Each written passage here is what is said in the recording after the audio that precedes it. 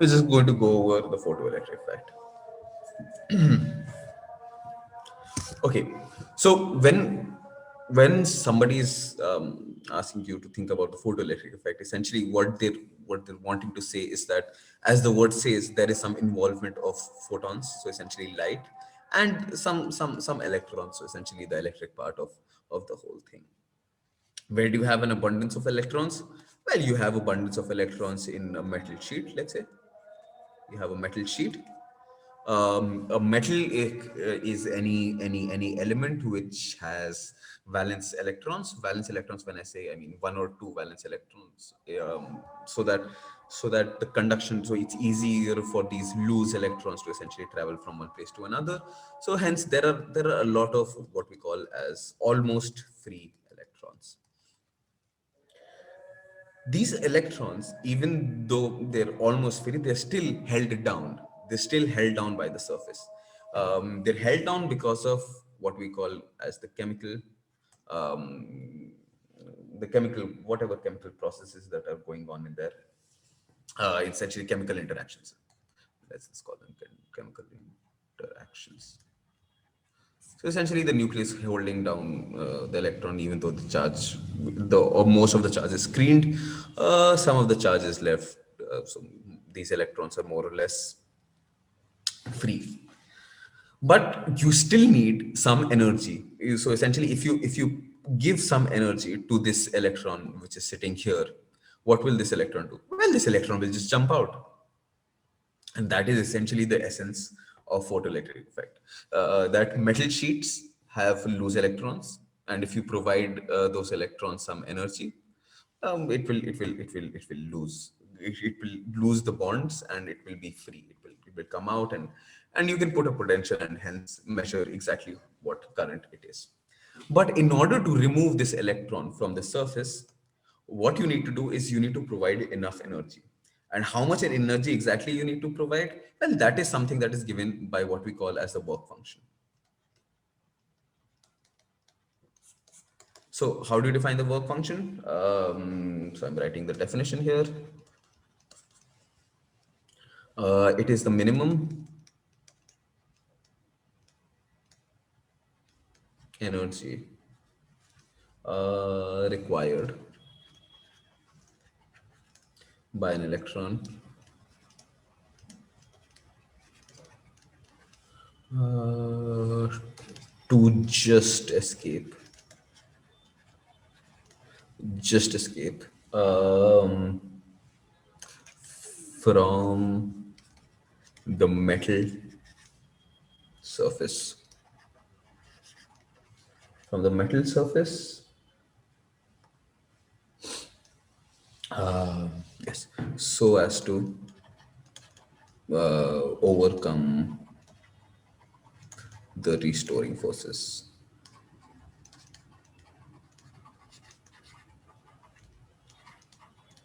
Restoring forces at the surface.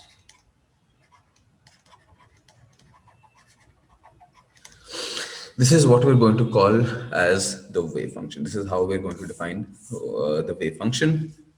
It's given by not the wave function, the work function. Sorry, and it's symbolized by this Greek letter phi.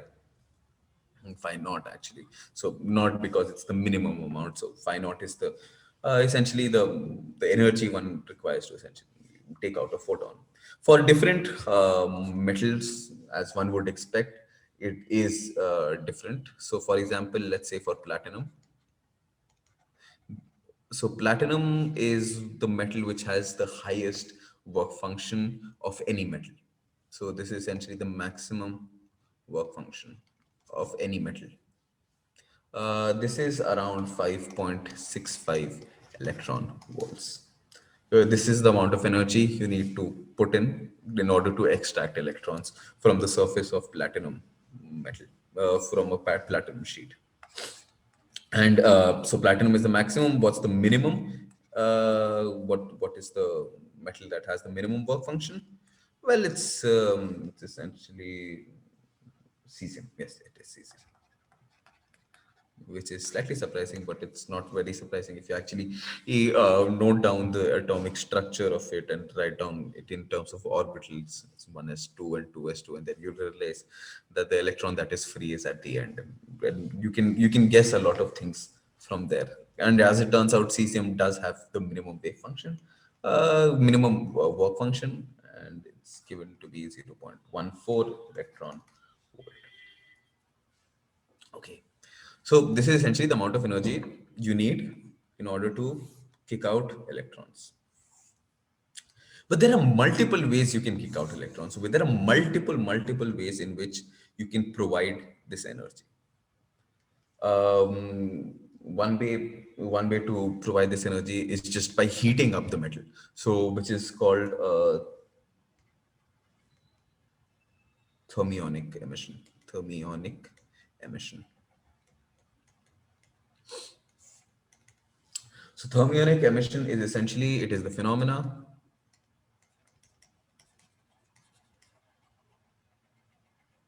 This is the definition that I'm giving. It is the phenomenon of, of emission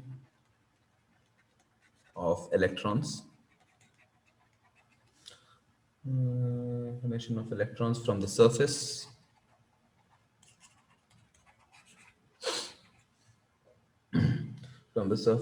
when heated, let's say suitably. If it's heated enough, then the electrons will essentially jump out. These electrons will have what is called thermal energy. So this essentially is caused by increasing the thermal energy of the system. Other than that, what else can you think of to essentially remove electrons from a metal sheet? Well, one thing is just if you provide a potential difference, if you provide an electric field, if a strong enough electric field, the electrons will come out. And that is essentially what is called as field emission.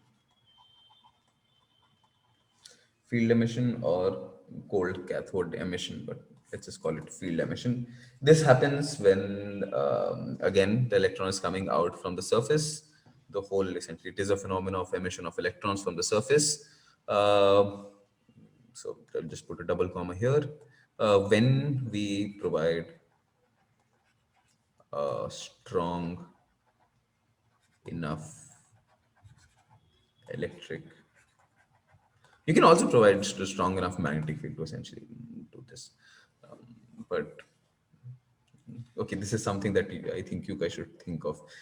Can you provide a strong enough magnetic field to in order to essentially do something which is akin to the photoelectric effect? Just think about this for some time. It's an interesting idea because you know that so if there is an electric field, and if there is a charge that is kept here, it will move along the electric field. But if you have a magnetic field, and if the charge is moving, then it will not move along the magnetic field, but it will move in a direction perpendicular to both the motion and the direction of the magnetic field given by the cross product V cross B. That's the direction in which it's going to go, and it's going to be a circular path. So think about what will happen if you provide a very strong magnetic field to a metal sheet. So it's not really a metal, strong enough electric field. Let's just write electric field here first. Okay. So we talked about two ways of emitting. Is there can be other ways of emitting? Well, one can think of another way, which is essentially called secondary emissions. So what are these secondary emissions? As the name suggests, these are not going to be primary emissions in the sense that there is going to be something, a primary cause for this emission to happen. When I say a primary cause, I mean something like heating up the whole thing. Heating up the whole metal sheet is a primary cause of electrons coming out.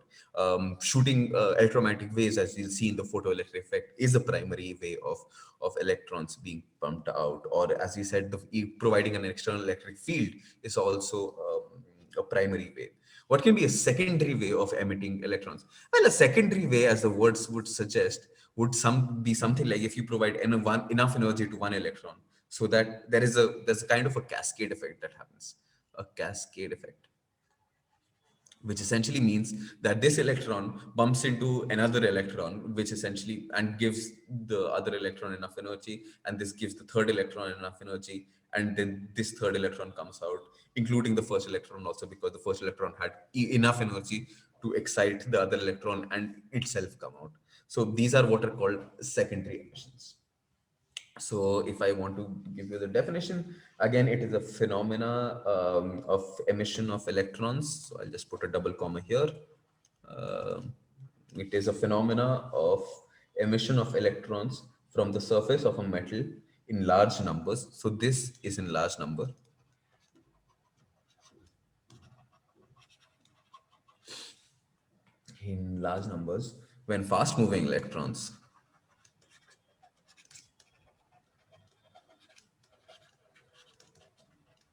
when fast moving electrons strike the metal surface,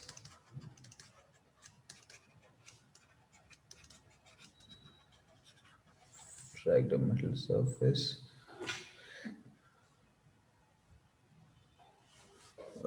so as to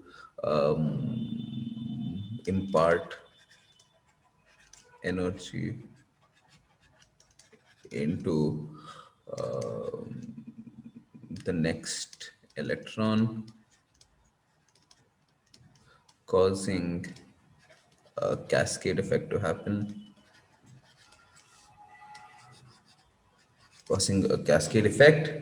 and hence a large emission of electrons. So these are three ways that one can think of uh, if you want to take out electrons from the surface of a metal sheet. Well, apart from these three things, um, as we're going to learn more extensively, there is this thing called the photoelectric effect.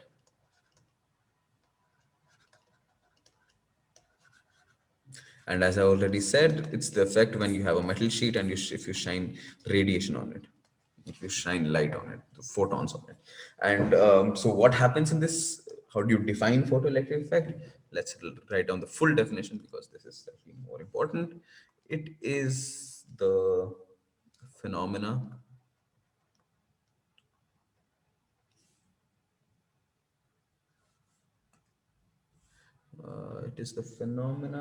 of emission of electrons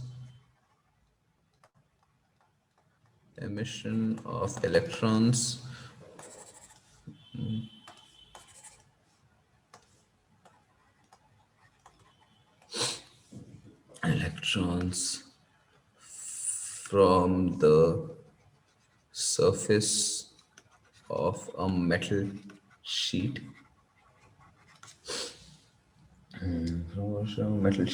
when light radiation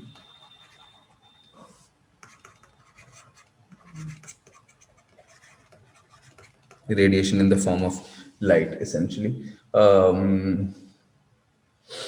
of suitable wavelength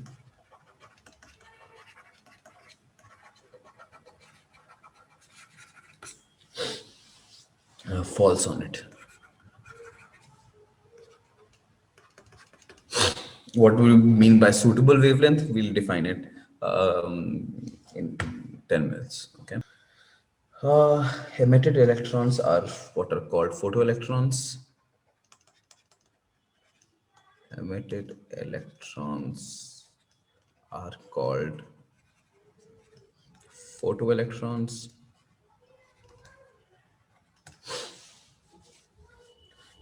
And the current that they produce and current they produce is called a photocurrent. Not very good at naming things, but I mean, names are clear enough in order to understand what exactly it is. Not very difficult to remember what it will be. Okay, so the photoelectric effect is essentially, as I said, radiation falling on metal surface, giving enough energy in order to extract the electrons from it. Now, if you think about it, then let's say n number of photons fall on this sheet of paper. If n number of photons are falling on this sheet of metal, sorry, then n number of electrons. So these are n photons. So they will strike n electrons, and these n electrons, if the energy of this is higher, so if the energy of these photons is higher than phi naught, or for the whatever metal sheet we have, n electrons will be emitted from this surface. If there are photons that are coming in, then two electrons will be emitted. If there are three electrons that are coming in, three electrons will be emitted. This is essentially what I'm trying to say here is that intensity, which means, how do you define intensity? Intensity is just the number of photons um, striking a unit area. So you have a unit area, which is important, a unit area of a surface per unit time. So it's the number of electrons per unit area per unit time. So intensity is just giving you essentially what is the volume, sorry, what is the density of these photons that is essentially coming and striking. So essentially giving you the number of electrons that will be emitted from this. Now, as I said, if we increase the intensity, increasing the intensity will cause a number of electrons that are emitted to go up, to increase. If we increase, so I just said to increase. This implies if the number of electrons go up, what does that mean? It means that the current goes up, right? The current, if you provide, if you put, let's say if you put a circuit here, let's say you have another metal sheet here, so these electrons that are moved out, they actually go and hit this, and you connect this with a wire, you have a potential difference here. So essentially you can measure a current that flows. You have an ammeter here, so you can measure a current that flows, and this current essentially will increase as you increase the intensity. This implies the current, or the photocurrent, as one would say, photocurrent also increases.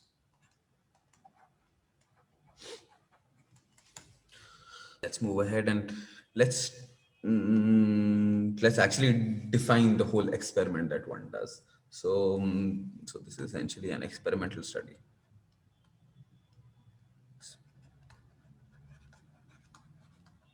Mental study of the photoelectric effect. So essentially, how are you going to even study this effect? Well, there are multiple approaches that people came up with. The first time anybody had actually observed this effect, that you have a metal sheet, and if you put shine light on it, there are these electrons that essentially come out, and one can produce a current from this. This for first time was essentially observed by Mr. Hertz, giving the name to frequency Hertz, the same person. The full name is Heinrich Hertz. This was done in 1887, where essentially he, for the first time, noticed the photoelectric emission happening. Then there were more extensive study of this effect by two gentlemen. One of them was called Wilhelm Holbox, and the other one is Philip Leonard.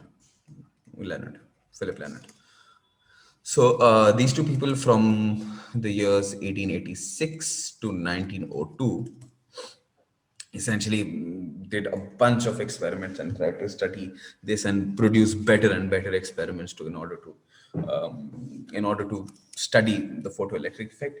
And what they came up with was very fascinating. Essentially, what first thing that you will do is that, let's say you have this metal sheet which we're going to use as a source of electrons, in the sense that it is the metal sheet that we're going to shine light on. Let's have another metal sheet which is essentially acting as a diode, as a cathode. So this is an anode, so the other one will act as a cathode. We place all of this in a vacuum chamber. This can be made of glass, it can be made of metal, whatever you want. But what this is an evacuated glass tube. It's a vacuum chamber essentially. Evacuated glass tube. This is essentially where you evacuate from. You essentially pull out all the air that is inside, so that there is no other interaction, random things that happen. Let's call this plate C. These plates are badly drawn.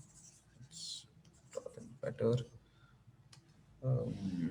Okay, let's just draw a straight line for a plate, because two-dimensional figures are better. Um, let's call this plate C, and let's call this plate A. So because for the cathode and for the anode, um, we have we have a source of electrons, which essentially is a bulb. Let's say a bulb which is lighting up here, and these electrons essentially falling on this plate. Now, what you do is you take these two wires, and you essentially, what you want to do is you want to provide an external potential, a potential difference between these C and A. What would this potential difference do? If you provide a potential difference, let's say V naught, what will this do? Well, this is a cathode, so this is negatively charged, and this is an anode, which is positively charged. So the electrons, which are essentially, because of this radiation that come out even a bit, they essentially, because of this potential difference and hence setting up of an electric field, these electrons will essentially start flowing towards the anode, get absorbed by the anode, and hence complete the circuit. So if you have an ammeter here, you'll be measuring some current. The current will be really small. It will be in microampere or even picoampere in the initial stages. But yes, there will be some current that one can observe. Now, if you want to, let's say, control how much, what is the potential difference? Let's say you, the experiment that you're doing is essentially providing a certain frequency, and seeing how, if you change the potential difference, how the current changes. Let's say, how do you do that? Well, you do that by using a resistor, right? If you let's press the razor. Here it is. So okay, so essentially, if you have resistance here, let's say, and this is connected here, and this is essentially connected here.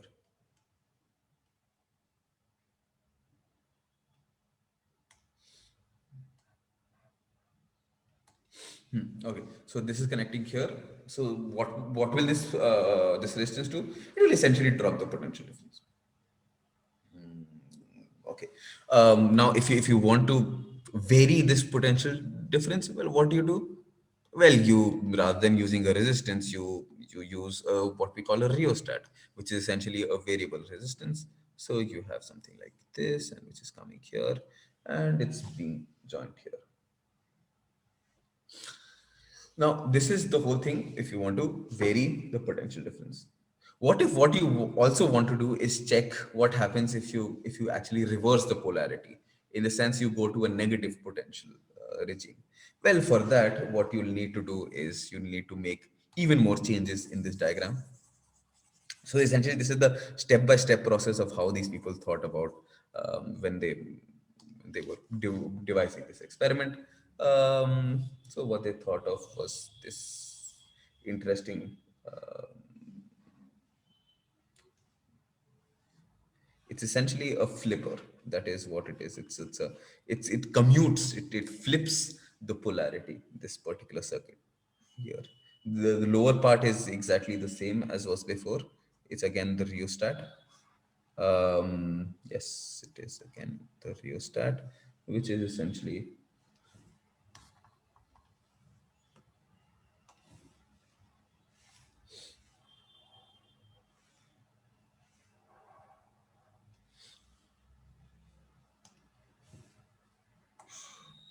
Let me just draw this quickly. Um, this is to essentially measure how much potential difference actually is in between that. And you have, let's say, an ammeter here, so essentially measuring the current. Um, okay. Other than that, what we need to remove is this. This comes in here.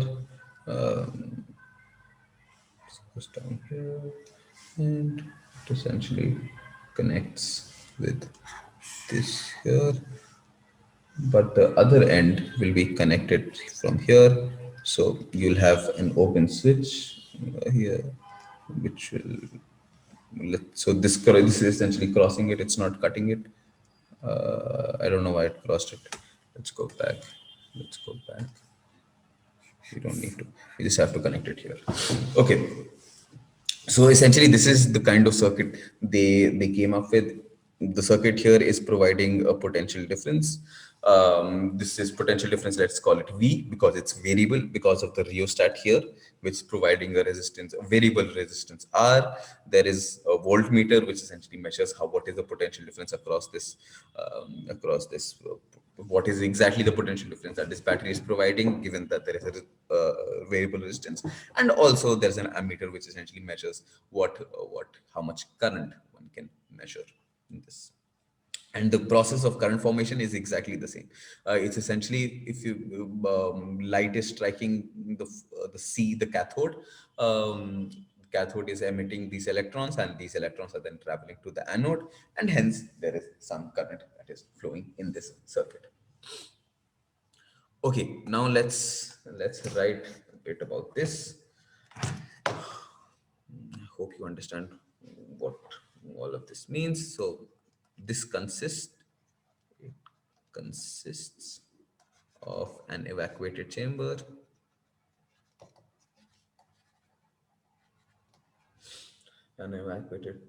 glass tube, which was essentially the upper bit. Tube having a photosensitive plate, which is the cathode C, and another metal plate, which we call A for anode. Then we shine monochromatic light. Why monochromatic light? Because monochromatic light means one particular frequency, and we don't want a lot of variation in frequency. So CHRO, chromatic uh, light is shined from a source onto C.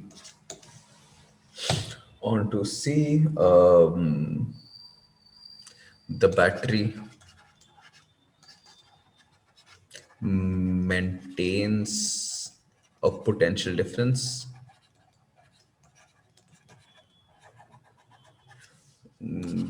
between the anode and the cathode.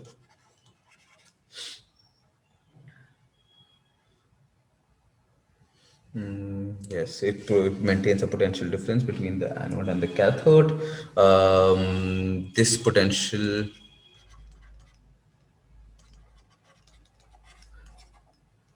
can be varied using the rheostat,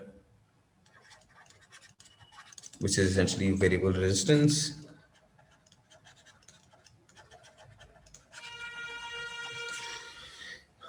Okay, this is how you're going to vary it. You can also flip the polarity using what we call as the commutator.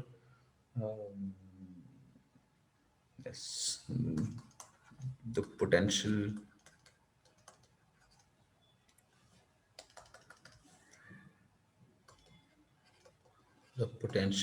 can be flipped using the commutator, is essentially the upper part of the thing that we drew here. Using the commutator, emission of electrons. Then what happens? So once all of this is clear, all of these things can be varied. One can measure. One can measure the effective potential difference through V, which is the voltmeter that was there, and the effective current or the photocurrent through the ammeter. Okay, so essentially this is the whole thing that is happening in this process. Please write this down if you're not, but I'm still moving ahead. Now, so imagine this experiment is happening in front of you. What are the things that are going to essentially affect um, how much current is coming out of? Okay, let's not do that. So essentially, so let's think about what all can be varied, what all can be varied in the experiment.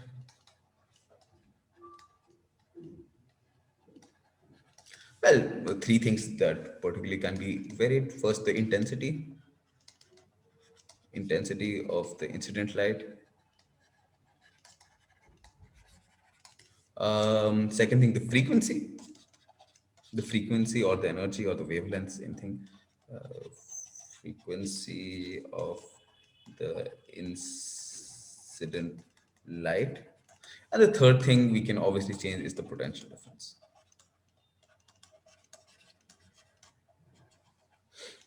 So, so let's start doing that. First thing, the effect of intensity on photocurrent.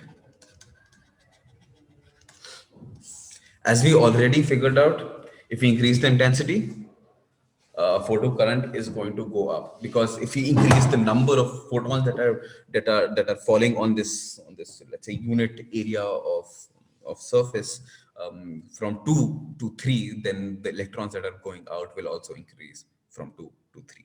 So it will also be a linear relationship, because as you're increasing the number of electrons, you're increasing the number, also as you're increasing the number of photons, you're increasing the number of electrons. This will always happen until unless your h nu is greater than phi naught. Then your work function. So how would this look like? How would this graph essentially look like?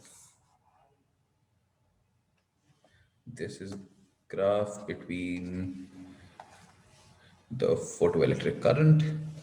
So I have photoelectric current on the y-axis, and on the x-axis I have intensity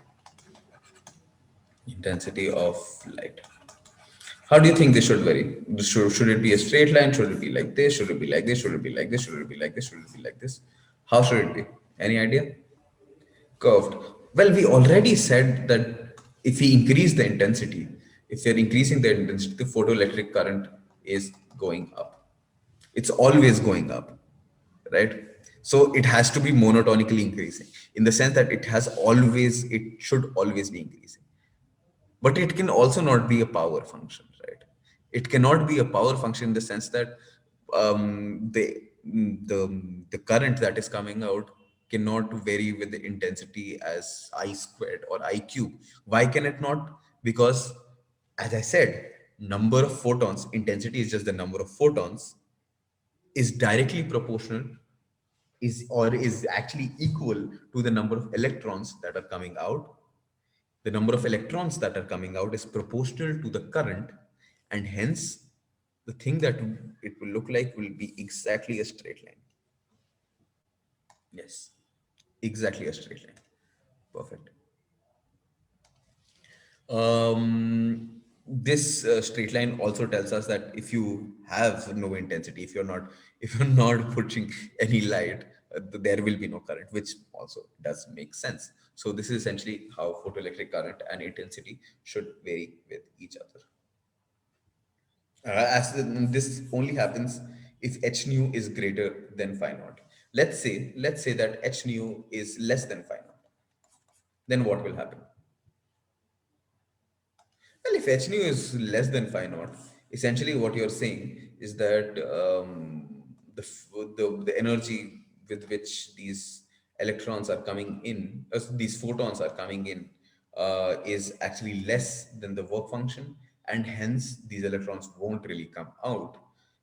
So hence there will be no current. So it will essentially be a straight line at zero. It will just be the x-axis essentially. It will always be zero. Okay. Now, how does the frequency affect the photoelectric current? If so, effect of frequency on photoelectric current. So, what do you think should the relationship look like? So, if let's say we plot a graph between, let's say we are increasing the frequency.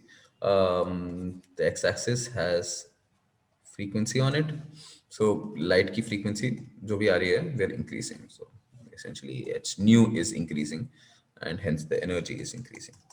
So how do you think this should look like? So whatever current there was will have no effect. So let's say there was this amount of current, so it will just a straight line from here. So it's just a straight line. It has no effect from frequency at all. Yes, on the laws of photoelectric emission. So all of this can be quantified in terms of a certain number of laws. So what we're going to call laws of photoelectric emission.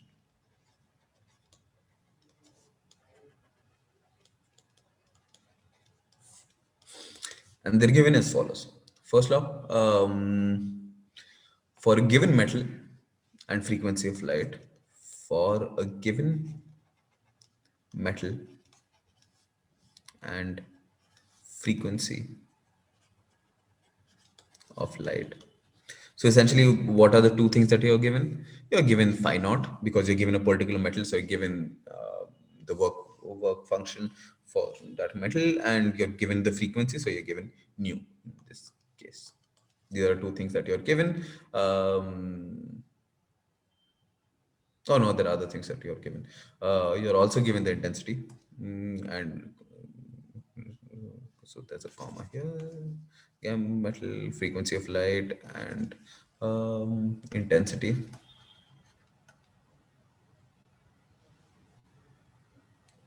Oh no, no, no. Wait, wait. No, no, no. This is correct. For a given metal and frequency of light, as I said initially, the number of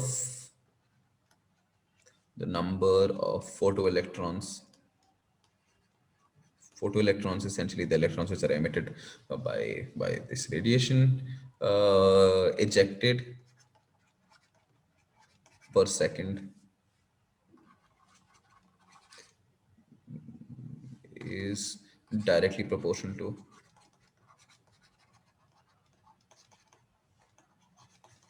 to the intensity. intensity of the falling light.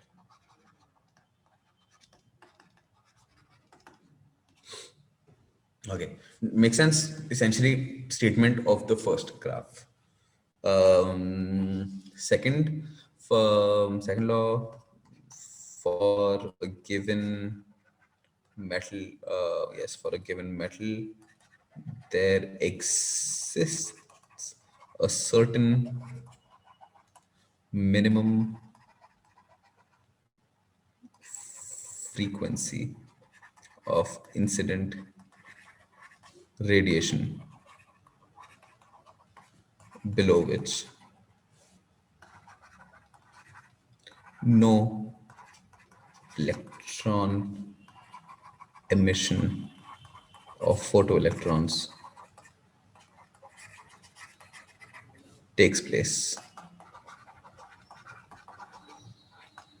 This is called the threshold frequency. This is called the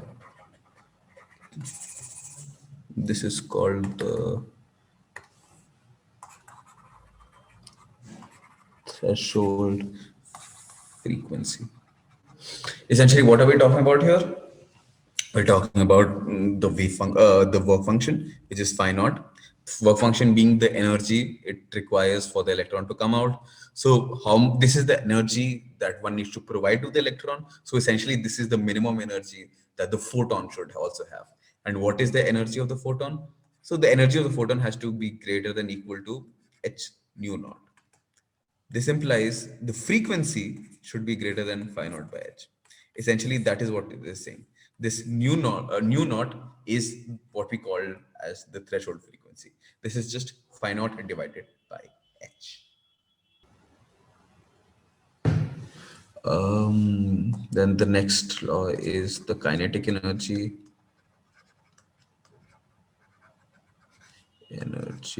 of the photoelectrons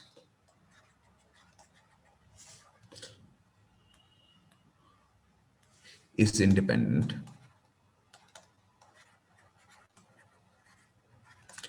of the intensity of light. Intensity of light, and only depends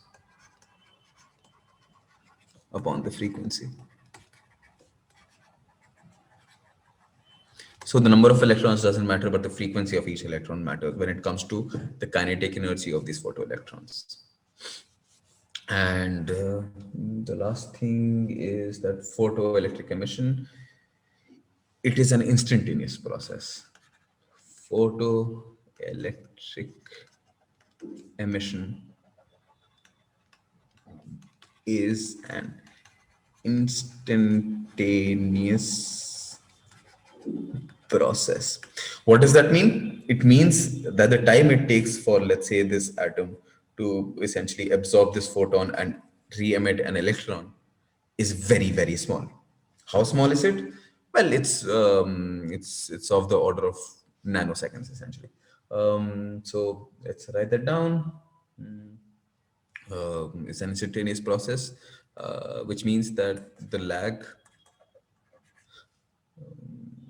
between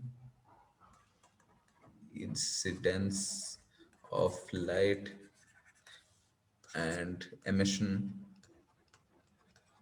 of an electron emission of an electron is very small, of the order 10 to the power minus 9 seconds, which is a nanosecond essentially. So this is about the photoelectric effect, the experimental aspects of the photoelectric effect, and the frequency of the electron. There is no such thing as frequency of, I mean, until unless the electron is oscillating, but the electron is not oscillating here. So this is all about the experimental aspects of. Let's come to the next part, which is essentially Einstein's photoelectric equation.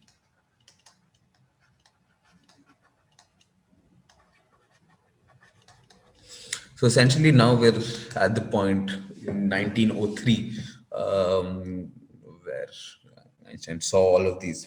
I mean, obviously, his research was going on for about 5 years before he actually published his paper. But still, what he noticed that these experiments that Hertz and the German people were essentially doing when it comes to photoelectric effect. All of this can be explained by a very simple equation, and it's essentially an equation of energy conservation. So essentially, that is all it is. It's just thinking about energy conservation. How is it energy conservation? Well, all Einstein is saying that if I have a metal sheet and if I'm inputting some h nu amount of energy into it, so h nu, which is essentially the energy of incident radiation, and if I subtract away phi naught from it, which is the energy that is required for the electron to essentially be emitted, this should be equal to the kinetic energy of the electron. It's essentially a statement of energy conservation that total energy should always be same. So essentially, some energy is used to. A better way of writing this is actually the if you take phi naught on the other side plus phi naught. Essentially saying that all the energy that I put in h nu for a photon will be equal to phi naught, will essentially be used to take it out and give it kinetic energy. That's it. That is all the statement is doing. The next thing we do is we just place this here, which makes h nu minus phi naught is equal to kinetic energy. That is all it's saying. Kinetic energy, what is kinetic energy? It's just half mv square. We do know that. Yes. This phi naught, as I said, can also be written in terms of frequency. So this can be written as h nu naught, where nu naught is essentially the threshold frequency of of of this metal sheet. So essentially, this is the minimum frequency that is required for electron to come out. It's given by phi naught by h. We've already talked about that. So let's just replace this here. Minus h nu naught is equal to half mv squared. This implies h times nu minus nu naught is just equal to half mv squared. Yes, this is essentially the statement of Einstein's equation. A very simple idea, a very simple idea, an idea only of uh, energy conservation, and it helps explain everything.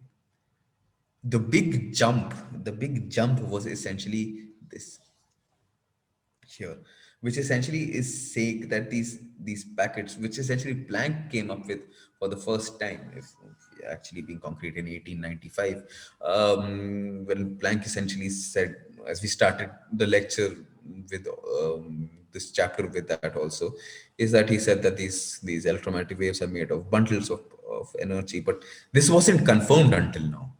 People had thought about this. Even Newton had a corpuscular theory of these of light, but it was never really experimentally proved. This was the first time one could experimentally prove it, and then one uses that description in their theory that these are packets of energy and they are given by h nu, and everything works very well. Okay, so the total kinetic energy, as we already said, half mv square is just h nu minus nu naught. So now remember what we're doing in the experiment. We have these plates. We're shining this one with photons, and then it's connected to a battery. Battery with variable resistance and blah blah blah blah blah. Let's say let's say that the potential is V naught. The potential that this battery is providing is V naught. If we want to stop the motion of these electrons, how much potential essentially would we need to provide? Well, we would need to provide enough potential so that this kinetic energy it becomes irrelevant, in the sense that the potential energy that it requires for it to move this in V naught is exactly equal to half mv square, and hence the electron will not be able to move at all. That is essentially what is called the cutoff potential. We're defining another term which is called the cutoff potential. It's given by V naught, and this V naught is essentially just half mv square. It's a good thought, right? It's EV naught. I'm sorry, yes, it's EV naught because potential and potential energy you just multiply it by E to essentially convert between the two, right? Yes, we do. So this is essentially how we define the cutoff voltage. Mm, and as we said, this should be equal to H times nu minus nu naught. So this implies if you want to cut off your voltage, so your cutoff voltage will essentially be, let's write the E here as well. It's just H nu minus nu naught. Or if you want to write in terms of lambda, you have HC 1 by lambda minus 1 by lambda naught. This is how you're given the stopping potential. Um, okay, this is one thing that I wanted to define, the stopping potential or the cutoff potential, V naught. Why? Because it's going to be useful very, very soon. It's going to be useful now because what we're going to essentially study is the effect. Right now, we studied the effect. Before this, we studied the effect of intensity on photoelectric current and the effect of frequency on photoelectric current. Now, let's look at what the effect of potential on the photoelectric current would be.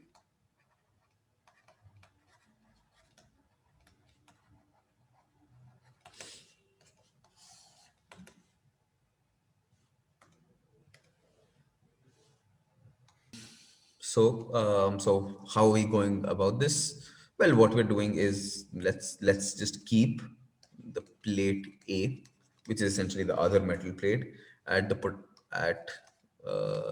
positive potential, and C at negative potential, which means if this one C and this one A, this is as positive potential, this is at negative potential, sorry. A is at negative, wait, at positive, A is at positive and C is at negative potential. So the electrons that are essentially that come out of C will start flowing towards the positive end, right? Because that is what these electrons do. They run towards the positive end of uh, any plate. You have it in front of it. Keeping the negative intensity, intensity,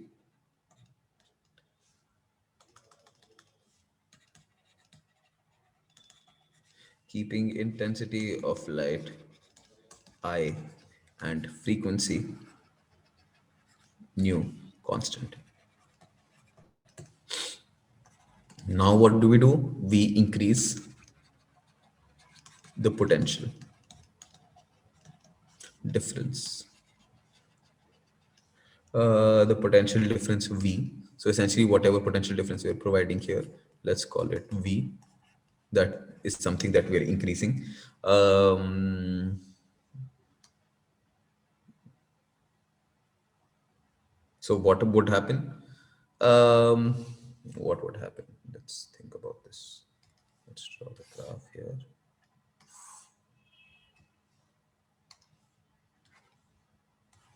Okay, if I want to plot photoelectric current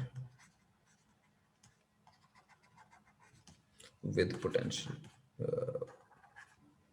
Well, if my potential is high enough, if my frequency is high enough, so my h nu is greater than phi naught, if you take that assumption, well, then as you increase the potential, your current will start increasing. So because V is equal to IR, it's just Ohm's law, right? But it will let's say it starts increasing, but slightly. So these are essentially how they're going to look. These are for three different intensities, I1, I2, and I3. Now, this is at the positive end. Wait, this is not a, now photoelectric current. Now what will happen? So now we're increasing the potential difference. So photoelectric current increases with the increasing potential, increases with an increase in potential, essentially the Ohm's law, and then saturates to a maximum value. Why does it saturate to a maximum value? So essentially it's moving up, and then it's going to saturate at maximum value it will reach, and it will just saturate at that particular value. But till now, we've only talked about the positive axis. What about if you flip the two?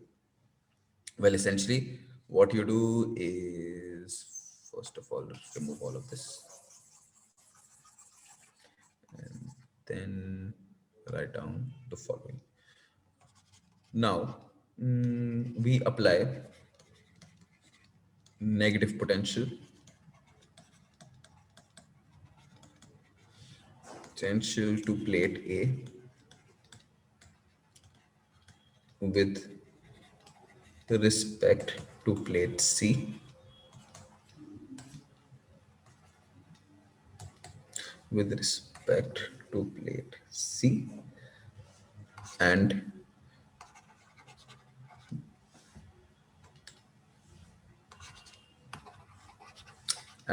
make it increasingly negative. So what happens to your photoelectric current? So essentially you're just reversing it, and then you're increasing the voltage. So essentially you're going in the negative axis, in this direction. So what would happen? Well, if you're, so essentially you're just stopping the movement. So you're increasing the potential, or increasing more and more of the kinetic energy will be converted into just going across that potential difference, just going across that, overcoming the potential energy. More and more uh, kinetic energy will go for that. And hence what will happen? The photoelectric current, this will keep on going on until the potential energy that is required crosses the kinetic energy that the electrons have, which is what point? Which is the point of the stopping potential, which is V naught, essentially, as we defined before. So let's write this down. Photoelectric current decreases. It decreases in this case when you have negative, which makes sense also, kind of an Ohm's law if you think about it, and becomes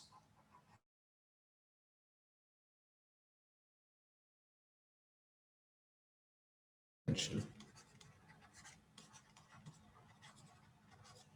Potential V naught. Lovely. So essentially, how does this look? Sorry. So essentially, how does this look? This looks as follows. So you have the positive side we already discussed. It was increasing and then it was saturating. It was increasing and then it was saturating. Increasing and then saturating. But on the negative side, it decreases and it ends up at some point which is called minus V naught. You have potential here and you have current here, photo current, to be honest. Even the rest will also end up at the same point. So no matter what your intensity is, this is I1, I2, I3, the stopping potential will be exactly the same.